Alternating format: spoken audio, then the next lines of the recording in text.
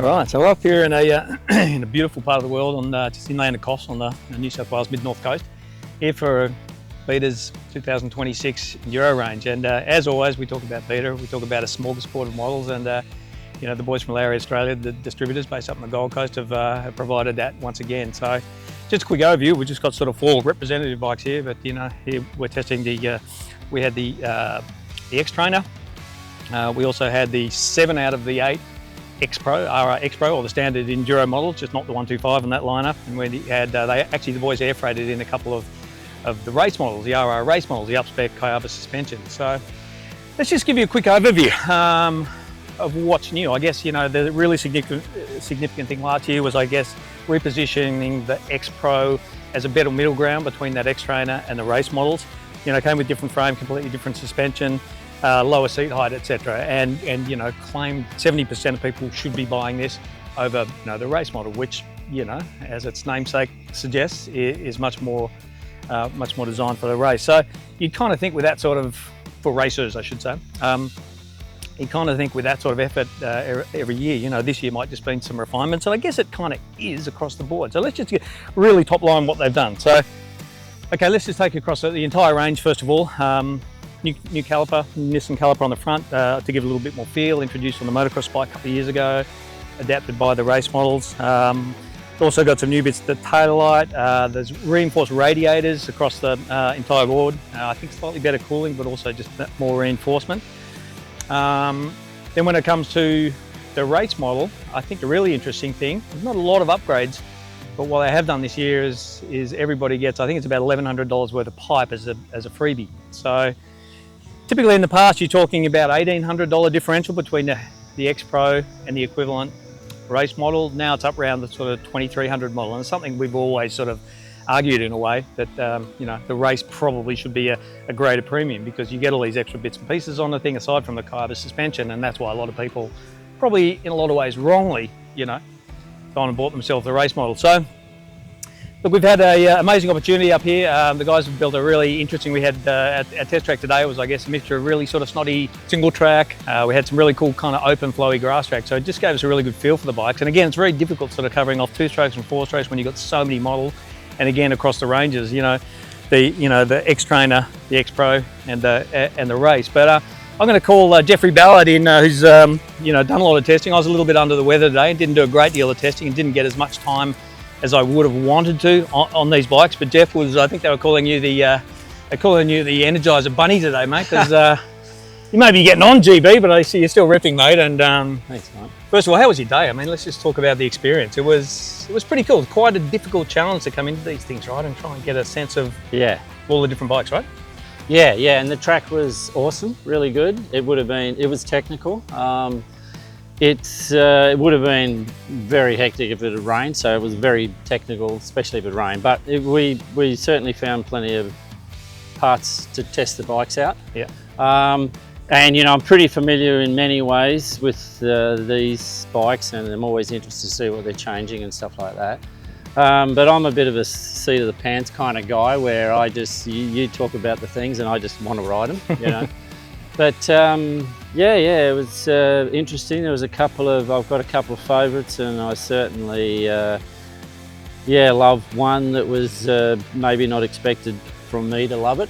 Well, I think I might know the one you're talking about. And I guess when I did the range overview before, you know, all those common upgrades to the bikes, what I didn't mention was the fact that the 252 stroke, which I'm pointing over here, the 252 stroke RR X Pro, in fact, across the entire range, the 3 model ranges, has got a new short stroke motor. So I know, Jeff, that, you know, you were a big fan of the 302 stroke in the past, but I think the bike you're alluding to is now the 252 stroke, right? You really like that today, because this new short stroke motor, which shares its short throw crank with the 300 now. Yeah. Quite a different configuration, but that thing's torquey, butt revs more as well. I've always thought that in the 2 strokes, the 300 made more sense, you know, because it's torqueier, and of course I like torquey. I don't want something to hit hard and be harder to ride. And I had a great experience this year. I rode 6 days in France, and I got given what I almost thought was the short straw of the 250, the 25 model. Because everyone else is on 300? Yeah, well, they're on different things, but you know, I'd ridden the 300, liked it, and thought, oh, I wouldn't mind having that, and they go, no, this is your bike. Anyway, I rode it, I really liked it. So it really surprised me, and I'm a fan. So then to hear they've done some other changes and everything, I thought that's great. Yeah, so if we're just talking about that thing, definitely one of my favourites. It's really making me think, you know, it felt like if I wanted to go racing a bit again, I might just jump on one of those. But really easy to ride, really makes me feel young again, you know. It just felt very light in the front end. I really enjoyed it, really enjoyed it. What you said to me a little earlier was how different it was. It surprised you how different it felt from the 300. Yeah, the 300 feels a lot heavier. It's alive, it's really an active sort of thing where you just, the front end feels light, you can move it around. I could see why it would be an amazing hard enduro bike to me, you know. I've done a little bit of that stuff, but I just feel that, and yeah, it's a surprise package, you know, and there's some gnarly stuff here where you hit a route, you get offline, and then you just crawl your way up, and I was like, wow, it's even better, obviously, than the one I rode earlier in the year. So yeah, I was surprised. That's a great bike. I love it. I guess the subtext of that is like Beta, like a lot of the manufacturers, they sell their 300 sell 2-to-1 over their 250. So in a lot of ways, the 250s underrated. But you're saying more torque and more top end and more throttle response, I think, from this 250 compared to previous ones. It just feels so alive and lively, but fun and easy to ride, and it feels incredibly light. Oh, I don't know, just put a smile on my face. It was just a great bike to ride, you know, really impressive. Yeah, I feel like I want to try and ride one of those a bit more, you know. Gotcha. Yeah. Well, let's talk about so we've got 3 different model ranges here. So I know that you pretty much get yourself a new XTrainer every year, right? You've had the 300. Yeah. I'm guessing you might be thinking about the 250 now this time around. Then we've got, now the 70% of, customers should be going for the X Pro. And that's something we talked quite a lot about last year when this came out as a sort of reposition, and then race models obviously, much more oriented for race. Have they got that right? Have they, you're always going to get yourself one of these, but I know you've got really strong opinions, and you sort of said to me, this is a trail bike, and if you push hard or if you race, you should be therefore thinking about this. But you've got to look at this in the right context, right? Well, yes and no. If you're not the really fast guy, well then you can't push harder, right? So just if you're deciding to push harder, just keep on that. You've got to try and understand where you are in this equation of, do I race? Am I fast? Am I good? Or am I just having great fun on the weekend with my mates? If you're riding really hard stuff, then maybe a 2-stroke. And if you're doing a bit more trail, but you're loving riding and you just want something that picks up, feels really planted, then the 4-strokes feel more planted. Yeah. The 2-strokes are a lot of fun, really lively. But yeah, I'm still a big fan of the difference in suspension, and yeah, I think it's quite an amazing company for that, for producing so many bikes, but also understanding a lot of what I think is the right way to look at it. Like as in the XTrainer, like that's unique. I'm always going to have one of those in the shed. Don't worry about that. It puts a big smile on your face too. But I've been thinking, my mate's car, I might want to race some more, probably just as fast on that, but it's a lot of fun. And the 4-strokes, is that a 390? What do you got there? Yeah, so we do have 390, which is your favourite, my favourite too. Yeah, I love the engine, and the 350 was great too, but yeah, that engine to me is a ripper. Just talking about what you're saying, how they've differentiated. I know that a lot of the guys today are like, oh, actually this front end feels a little bit soft compared to the race, which you'd expect, right? Yeah. Great over some of these tree roots down here when you cranked over in a rut, really plush. I know that they turned about 3 or 4 turns of preload. Great that actually, the ZF Fork actually has that preload, I think about 7 mils. So they went about halfway today plus some clickers. So you tried it like that? Yeah. No, first of all, I knew they'd changed it, so I said, can I put it back to standard? And I just want to try it standard, and I'm a fan anyway of a lot of that sort of stuff for me and my speed now and all that sort of thing. So yeah, I tried it that way, and then I tried it with the extra preload and a little bit more firmer, and yeah, it did make a difference, but it wasn't as good in the tree roots and a few things. And I back and forward tried different preloads and pretty much ended up near stock again, and I enjoy that bike, Yeah. The engine's amazing, and this is the race, right? Should we talk about this one too? Yeah, because for me to jump on the race 2-stroke, even though I realised the suspension was great, For me, and a lot of this stuff, I'm not the right guy to ride that bike, you know, whereas I felt a lot closer to being, yeah, I appreciate some of the suspension stuff in certain types of bumps, bigger, maybe hits or whatever, but, you know, for me, and harsher in different ways, and yeah, I love this bike, I really did love it, but then I jumped on that after it, and I was like, oh, I don't know, maybe, you know, this one would probably wear me out a bit more, and I think realistically where I am now, I'd probably think that's a bloody good thing. You've always lent towards that, you know, you run TTR forks, and I know a lot of your bikes as well, because you love that plush feel, but I think you said it was interesting that the 4-stroke race you think adapted or works better than the 2-stroke with that firmer suspension. Why is that? Because it's a heavier bike, and just the way it reacted and everything, and you know, the other thing too, these bikes were brand new, like completely brand new, so whether the 2-stroke would soften up a bit, but you know, I think the weight helps, and it's probably adjusted anyway in the springs, but it just suited me better, and I felt quite comfortable on it, whereas I did appreciate the suspension on the 2-stroke, but I went, wow, this is pro. Like, and if you're not pro, don't kid yourself and get the right bike, you know, you got all the choices there. Well, you got a $2,300 differential to convince you to do that as well, right? Yeah, put some more money back in your pocket. But yeah, you know, I think that's one of the big things to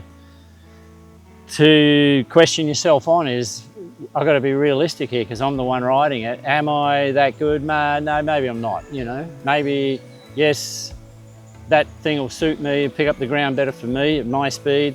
If you know that you haven't got much more speed in you and all that's fine, then they're great. You know, they've done a good job of making a bike for the, let's say, more of the masses, because there's not that many elite guys out there. So yeah, I kind of feel like I just want people to be honest and just go, you know, I'm not that fast. I have a great time, I love riding and all that, and get on something that you think, it's pretty easy to ride. You know? In other words, they've created the X-Pros a better middle ground now between the XTrainer and the race. It is. Yeah, it sure is. But if it gets super technical, I still love that thing, and I'm always going to have one in the garage, like I said. But yeah, it is. It's a good. And then if you jump on something like that, it's alive. Like it's, you know, you got to understand the 2-stroke, and you can rip on the thing, and its suspension's great. It's an enjoyable bike. It's yeah, I really wouldn't mind having one for a while and doing some, because you're always racing your mates, right? Yeah. And depends on the conditions, depends what you're doing. If you're riding, this is the other thing I wanted to say is, you know, a lot of guys will come here and we get to know where we're going, right? So then we can push harder. But in actual trail riding, even if you're riding where you usually go, you might only ride every 3 weeks. In that 3 weeks, there'll be trees down or there'll be things changed. So you're not just going into the bush, because people are coming the other way too, right? So you're just riding and you're expecting something down. So it's all a bit new to you, even though you're a bit familiar. Deal with it when you get there type stuff. You can't just go into degree and just bottoming, you know, they say it's too soft and you go, well, no, not really. You know, it's as a trail riding thing, which is what we love doing, and you know, if you're sitting there trying to get faster for racing and you're doing laps and laps and laps and laps, you might find, you know, if you really are that fast a rider, okay, I'll maybe need something done here, maybe. But if you're not, which is most of us, it's a bloody good thing, you know. Yeah. And if you bottom once every now and again, that's okay, right? Because you're using the suspension. Yeah, well, and you're also, you're not wearing yourself out, because the harshness wears you out, you know. So yeah, I think they've done a good job of understanding what people really need. Whether those people are understanding what they really need is another thing. But yeah, these guys have done a good job. I guess the other thing, GB, you know, like one of the things across all the bikes is Nissan caliper. I think I spoke to you last year. I found probably lots of strength, lots of power in that Nissan front brake. Still a bitch, you can't adjust the front lever on the fly, but that just annoys me. But that's like when you're riding with a bunch of different testers, that makes it handier. You can obviously set and forget, but it had much better feel, I thought, on the front end with the brake. Yeah. Power and feel now. To be honest, I didn't really notice it, but I also didn't notice losing the front from grabbing it too much and things. You know, the light bikes especially, you feel that aggressiveness, you know, because they're so light, the bang of shit, you know. So, you know, the track, especially the grass track, it would be easy to lose the front end by braking because it was long grass and quite slippery. So yeah, I think there's an improvement there. I certainly had no issues at all. Think it's working good. Yeah. And again, talking about the difference between the X-Pro and the race, slightly harder seat, not quite as, the bar's a little bit lower. You feel a bit more commanding position on the race. Again, consistent. Yeah. Yeah, and it's got to do with what doesn't have Peter the rubber mounted bars. Yeah, that one's got, you know, less vibration through the bars, which plenty of people will love, right? Yeah. Yeah, some of the handlebars were a little bit forward for me, but I'm fine with it. I'm just used to changing bikes and positions and stuff. So yeah, it's good. I'm going to ask you the question because you know all your other mates. The first thing they're going to ask you when you get on the phone tonight, we'll talk about all those bikes you tested, the beta launch. What's your favourite? So let's talk about, I guess. Actually, let's go. What's your favourite two-stroke on the X Pro range? Because we had 7 of those bikes. Oh yeah, right? for sure. Yep. Yeah. The 250. I love it. New engine. So Peter would be happy to hear about that. They put a new short-stroke engine in. Yeah. But I even love the old one. Like last year's, but this one's even better. Oh. Yeah, so you know, but I only got introduced to it this year. I was like, wow, why didn't I ever test one of them before? You know, yeah, or properly, you know. 4-stroke, you on the same page with me with the 390? Yeah, the 350 was great. It's a different motor and it's great, but you know, that's a bloody great engine. I love it. Yeah. Is it you and me both getting older with big boards, or is it just the fact that smaller bore bikes now are getting so much better and more powerful and more user-friendly? You don't need a 430 or 480. I mean, I love the things today and they have their place, but in this tighter stuff, I'm just like, you rarely need the extra power. And it's not only that, it's extra weight. So, you know, yeah, I love the power of the others too and all that, but this is the longest stroke out of all of them, and it's just a special engine, and it feels, you know, the 350 feels lighter than that. It's just how it works, you know. Yeah. But that's a great engine, and but as I said, I like the 350 a lot, but I still prefer that. It's my favourite. But yeah, they're a good size, you know. And again, you've got so many to pick from, and I understand why other people, you know, if you're more of a trail rider and you just like being lazy and everything, yeah, go bigger, and you know. But for versatility and the way I ride and my tracks that I mostly ride, it's kind of a size that suits me. Yeah. Well, I guess you got from, what do we got there? 13,300 up to 16,500. That's a recommended retail, so add 1,800 for your rider-ways. But you know, that's going from a sort of 125 X-Pro right through to your, you know, right through to your sort of 480 4-stroke. You know, on the blue, and much more blue on the bikes this year. I think they kind of look cool. You know, I think we go 14.8 through to 18.8. Again, recommended retail. So there's that two and a bit grand differential. But you know, as I guess we've got to say big props to the Lowry guys. You know, I know they squeezed in a motocross launch last week, you know, nearby here at Kyogle. You know, they've air freighted some of these bikes out specifically for this launch, just so we could get the opportunity to sort of test them in the lead up to Chrissy. So a lot of fun today, mate. It was a lot of fun, yeah. Still love riding bikes, and so more than that. Don't even have to bring any fuel or anything. It's amazing. Too good. Had fun. Thanks, mate. Good on you.